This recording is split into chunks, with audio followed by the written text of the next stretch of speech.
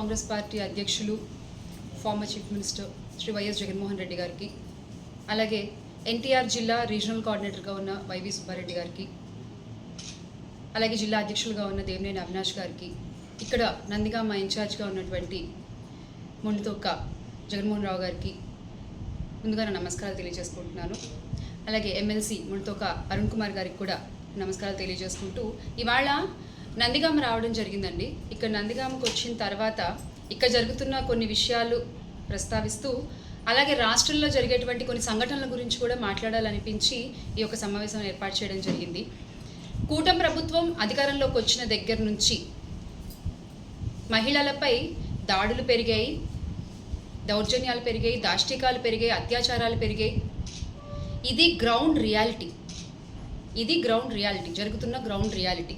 అయితే దీని గురించి మనం ఎన్నిసార్లు మాట్లాడినా, ఎన్నిసార్లు ప్రశ్నించినా అవతల పక్క నుంచి అధికార పార్టీ వాళ్ళ దగ్గర నుంచి మౌనమే సమాధానంగా వస్తుంది తప్ప దానికి తగ్గ చర్యలు ఎక్కడ ఎవరు తీసుకున్న దాఖలాలు లేవు. కనీసం దాని గురించి ప్రస్తావించే ఒక ఇంట్రెస్ట్ చూపిస్తున్నట్టు కూడా ఎక్కడ అనిపించట్లేదు అనమాట. రీసెంట్గా తీసుకున్నట్టయితే అసలు అరవ శ్రీధర్ గారి ఇష్యూ, మన పీపీపీ గారి పార్టీ, పిఠాపురం పీఠాధిపతి పవన్ కళ్యాణ్ గారి పార్టీ, జనసేన పార్టీ, మహిళల కోసమే నిలబడేటువంటి పార్టీ అని గొప్పలు చెప్పుకున్నటువంటి ఒక పార్టీ ఒకానొక టైంలో ఒక మహిళకు జరిగిన అన్యాయాన్ని ఆయుధంగా వాడుకుని గెలిచిన తర్వాత ఆ మహిళను గాలికి వదిలేసినటువంటి పార్టీ, మహిళల కోసం మేము నిలబడతామంటూ అబద్ధాలు చెప్పి అధికారంలోకి వచ్చిన తర్వాత మహిళలపై ఇన్ని దాడులు జరుగుతున్నా కూడా సినిమా చూస్తున్నట్టుగా వేడుక చూస్తున్నటువంటి ఒక పార్టీ, ఆ పార్టీకి సంబంధించిన అరవ శ్రీధర్ గారు, రైల్వే కోడూరు ఎమ్మెల్యే. ఆయన చేసినటువంటి విన్యాసాలన్నీ కూడా మనం చూసాం. ఇప్పుడు అవన్నీ ఏదో రామాయణంలాగా పదే తలుచుకుంటే వచ్చే పుణ్యం కూడా ఏమీ లేదు. అసలు ఉత్సాహకరంగా ఉండేటువంటి విషయాలన్నీ కూడా మనం అరవ శ్రీధర్ గారు చేసినటువంటివి చూసాం. అసెంబ్లీలోంచి కూడా ఎలా ప్రవర్తించారు, ఎలా మాట్లాడారు, ఇవన్నీ కూడా చూసాం మనం. అయితే ఆ బాధితురాలు హర్షవీణ అనే అమ్మాయి నాకు న్యాయం చేయండి అని చెప్పి అధికార పార్టీ ఎమ్మెల్యే మీద ఒక ఆడపిల్ల ధైర్యంగా ముందుకొచ్చి తనకు జరిగిన అన్యాయాన్ని చెప్తూ పోరాడుతుంటే ఈ రోజున ఆ అమ్మాయికి జరిగింది ఏంటండి? నడి రోడ్డు మీద ఆ పార్టీ రాష్ట్ర కార్యదర్శి ఆమెని లాఠీతో కొడుతున్నారు, ఆమెపై దాడులు చేస్తున్నారు, ఆమె పక్కన ఉండే వాళ్ళపై దాడులు చేస్తున్నారు. ఇదంతా పోలీసుల సమక్షంలోనే జరుగుతోంది. వింత ఏంటంటే, ఆశ్చర్యం ఏంటంటే, ఇదంతా పోలీసుల సమక్షంలోనే జరుగుతోంది. ఈ రోజున పోలీసులు మహిళలకి రక్షణ కల్పించలేకపోవడం అటు ఉంచితే, కనీసం వాళ్ళ చేతిలో ఉండే లాఠీని కూడా కాపాడుకోలేకపోతున్నారు. వాళ్ళ చేతిలో ఉండే లాఠీని కూడా కాపాడుకోలేకపోతున్నారు. ఎందుకంటే కానిస్టేబుల్ చేతిలో ఉండే లాఠీని తీసుకుని ఆ లాఠీతోనే ఆ అమ్మాయిని కొట్టడం జరిగింది నడి రోడ్డు మీద. ఇలా జరుగుతోంది ఏంటి, ఇలా చేస్తున్నారేంటి అని ప్రశ్నిస్తే అక్కడ ఉన్నటువంటి సదరు పోలీస్ శాఖ వాళ్ళు అంటారు, మీరు స్టేషన్కి వెళ్ళి కంప్లైంట్ ఇవ్వండి అని చెప్తారు. అంటే ఇదంతా జరిగింది మీ కళ్ళ ముందే, మీరే ఒక ప్రత్యక్ష సాక్షిగా ఉన్నారు.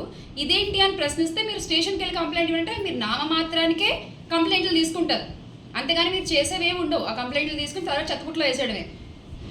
కూటమి ప్రభుత్వం టీడీపీ మేనిఫెస్టోని కానీ జనసేన మేనిఫెస్టోని చెత్తబుట్లో వేసేసినట్టు మీరు ఈ రోజున మహిళలు ఇచ్చేటువంటి కంప్లైంట్లు అన్నింటినీ కూడా చెత్తబుట్లో వేసేస్తారు తప్ప దాన్ని మీరు సీరియస్గా తీసుకోరనమాట.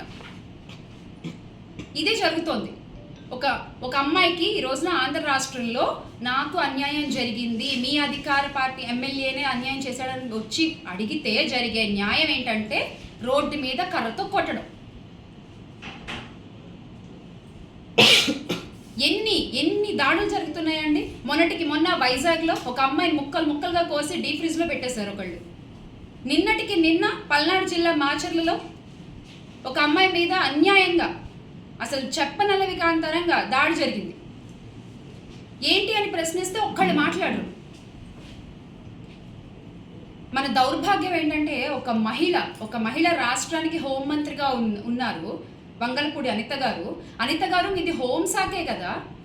మీ హోంశాఖ అండర్లో ఈ రోజున law and order late and ఆర్డర్గా నడుస్తుంది. ఈ రోజున మీ అండర్లో లా అండ్ ఆర్డర్. అండ్ మీరు హోంమంత్రిగా ఉన్న ఈ రాష్ట్రంలో ఆడవాళ్ళకి హోంలోనూ రక్షణ లేదు, హోం బయట రక్షణ లేదు. దీనికి మీ సమాధానం ఏంటి అంటే ఏమీ లేదు. మీరు మీ కల్చరల్ యాక్టివిటీస్లో బిజీగా ఉన్నారు. కాన్సర్ట్స్ అటెండ్ అవుతారు, మ్యూజిక్ కాన్సర్ట్స్, పాటలు పాడుకుంటారు, వైజాగ్ బీచ్లో ఈవినింగ్ వాక్కి వెళ్తారు, చాలా ఏదో రాష్ట్రం అంతా ప్రశాంతంగా ఉన్నట్టు. ఇంత జరుగుతుంటే రాష్ట్రంలో మీరు ఇంత నెమ్మదిగా ఎలా ఉండగలుగుతున్నారు? కనీసం ప్రస్తావించకుండా. మీరు స్పందిస్తే ఆ స్పందన ఎలా ఉంటుందంటే, ఏదో మనం వాట్సాప్ స్టేటస్లు పెట్టుకుంటాం చూడండి, ఈ ఇష్యూ గురించి జస్ట్ ఊరికే ఒకటి అలా వేసామా అయిపోయింది, ఒక ఇన్ఫార్మ్ చేసామా అయిపోయింది, అంతే. ఆ తర్వాత ఆ బాధితురాలికి న్యాయం జరిగిందా? తప్పు చేసిన వాడికి శిక్ష పడిందా? ఇలాంటివి ఏమన్నా మీరు ఫాలో అప్ చేస్తున్నారా? చేస్తున్నట్టు మాకైతే ఎక్కడ కనిపించట్లేదు, అనిపించట్లేదు కూడా.